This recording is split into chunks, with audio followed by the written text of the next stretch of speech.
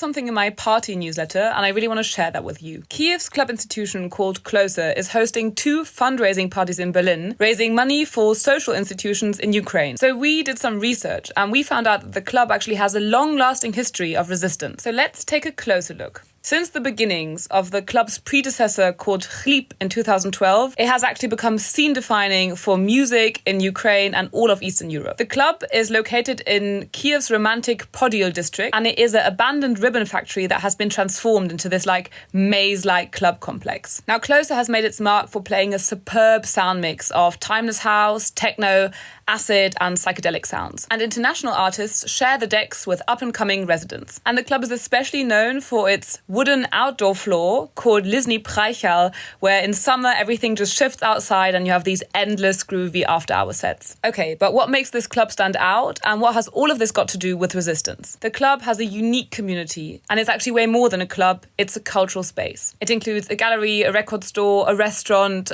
multiple shops, a radio station and even a theatre. So it's safe to say that this collective has done so much for the local scene and really created a subcultural space. Now for the resistance part. Not everyone loved this space. Corrupt and ultra-conservative authorities wanted to have their share in form of protection money. But Closer said no.